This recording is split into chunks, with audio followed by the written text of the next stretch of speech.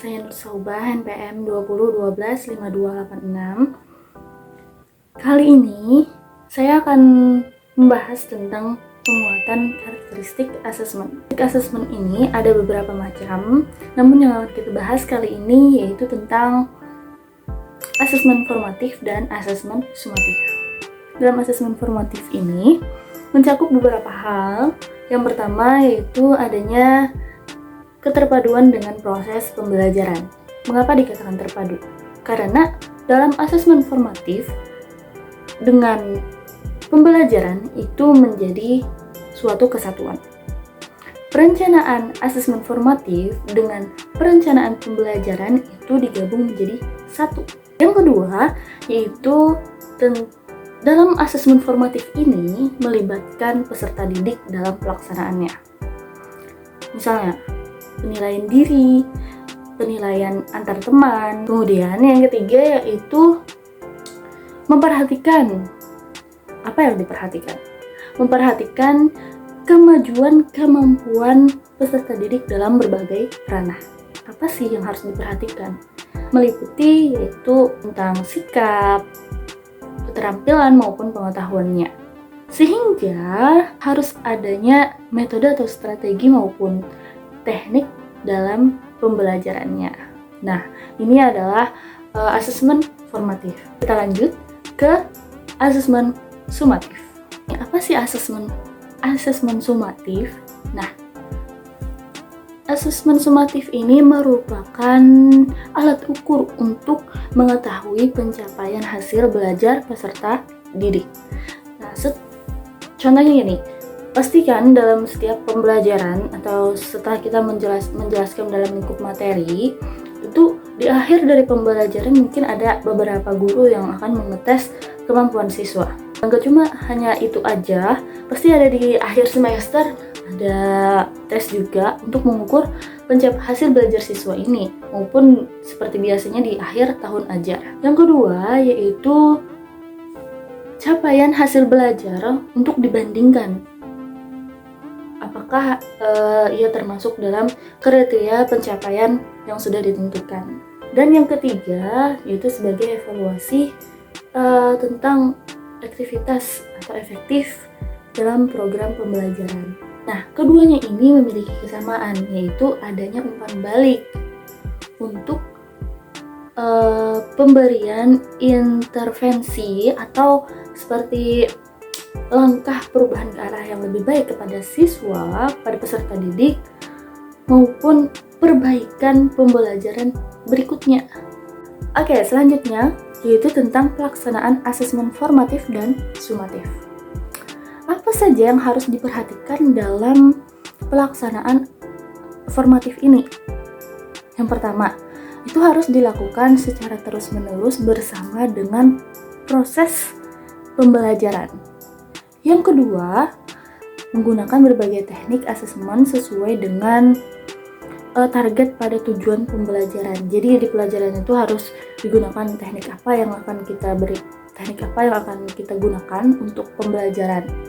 Yang ketiga yaitu memberikan umpan balik antara peserta didik dan pendidik. Jadi nggak cuma belajar sekedar cuap gitu aja, tapi harus ada umpan baliknya yang ditangkap oleh peserta didik. Yang berikutnya yaitu berorientasi pada perubahan, bukan sekedar memenuhi kuantitas nilai yang termuat dalam rapot. Jadi tidak terpacu pada nilai rapot aja, namun melalui perubahan sikap menjadi lebih baik mungkin. Kemudian yang selanjutnya bersifat informatif. Nah, itu adalah hal-hal yang harus diperhatikan dalam pelaksanaan formatif. Yang selanjutnya yaitu hal-hal yang harus diperhatikan dalam melaksanakan asesmen sumatif ini. Yang pertama yaitu dilakukan untuk mengonfirmasi capaian pembelajaran peserta didik pada periode tertentu, misalnya di akhir lingkup materi atau akhir semester atau akhir jenjang. Nah, yang kedua yaitu hasilnya akan digunakan sebagai bahan pengolahan laporan hasil belajar. Yang ketiga yaitu pemberian umpan balik tetap dilakukan walaupun data hasil pengukuran capaian telah didapat. Yang terakhir menggunakan berbagai teknik asesmen.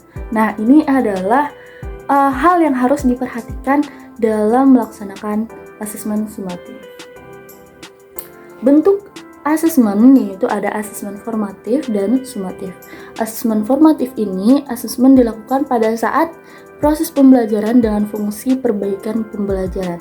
Nah, asesmen sumatif ini dilakukan pada akhir proses pembelajaran untuk menentukan ketercapaian pembelajaran. Oke, yang selanjutnya yaitu kriteria ketercapaian tujuan pembelajaran. Nah, dalam menentukan kriteria ketercapaian pembelajaran, ada beberapa hal yang harus diperhatikan. Yang pertama, tidak disarankan untuk menggunakan angka mutlak. Misalnya 70, 80, dan sebagainya sebagai kriteria. Yang paling disarankan yaitu adalah menggunakan deskripsi. Namun jika dibutuhkan, pendidik diperkenakan untuk menggunakan interval nilai. Contohnya itu 70 sampai 85 atau 85 sampai 100 dan sebagainya. Nah, itu yang harus diperhatikan yang pertama. Yang kedua, yaitu kriteria yang digunakan untuk melaksanakan apakah peserta didik ini telah mencapai tujuan pembelajaran dapat dikembangkan menggunakan beberapa pendekatan. Yang pertama yaitu ada pendekatan deskriptif kriteria, rubrik, dan interval nilai. Jadi yang pertama itu menggunakan deskripsi kriteria, yang kedua menggunakan rubrik, dan yang ketiga menggunakan interval nilai. Pengolahan hasil penilaian dapat dilakukan dengan menggunakan analisis secara kuantitatif atau kualitatif terhadap data hasil pelaksanaan penilaian yang berupa angka atau deskripsi. Yang akan kita bahas yaitu contoh kriteria ketercapaian tujuan pembelajaran. Nah, di dalam hal ini saya akan menunjukkan beberapa contoh tentang menggunakan deskripsi kriteria, rubrik, dan interval. Ini adalah salah satu contoh tujuan pembelajaran mata pelajaran bahasa Indonesia yang mana dalam konsep menggunakan deskripsi kriteria. Contohnya, peserta didik mampu menulis laporan hasil pengamatan dan wawancara. Salah satunya seperti ini. Oke. Nah, saya bacakan laporan kriterianya seperti ini. Laporan peserta didik menunjukkan kemampuannya menulis teks eksplanasi, hasil pengamatan, dan pengalamannya secara jelas. Laporan menjelaskan hubungan kausalitas yang logis disertai dengan argumen yang logis sehingga dapat meyakinkan pembaca. Nah, ini adalah menggunakan deskripsi kriteria. Selanjutnya yaitu menggunakan rubrik, yang mana di dalam rubrik ini yaitu menuliskan laporan hasil pengamatan dan wawancara.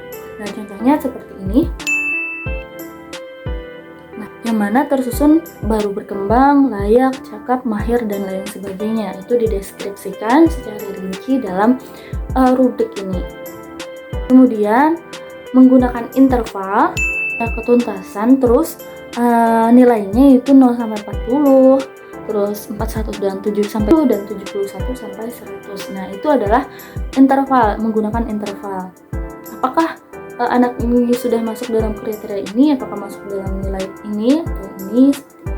Selanjutnya, pengolahan hasil asesmen. Nah, di dalam pengolahan hasil asesmen ini diadakannya seperti ini untuk penulisan pengolahan hasil belajar siswa. Yaitu yang pertama, mampu misalnya bukti tujuan pembelajarannya, ia mampu menguraikan manfaat sumber energi. Apakah ia perlu bimbingan? Apakah ia mampu atau belum mampu? Bila ia perlu bimbingan, maka deskripsinya belum mampu menguraikan manfaat sumber energi, atau misalnya dia cukup nilainya 61 sampai 70, yaitu menguraikan satu contoh manfaat sumber energi. Kemudian yang selanjutnya misalnya baik, yaitu 71 sampai 80, itu menguraikan dua contoh manfaat sumber energi. Kemudian jika sangat baik, nilainya 81 sampai 100, yaitu menguraikan lebih dari dua contoh manfaat sumber energi. Nah, bisa dilihat ini contoh dari pengolahan hasil asesmen.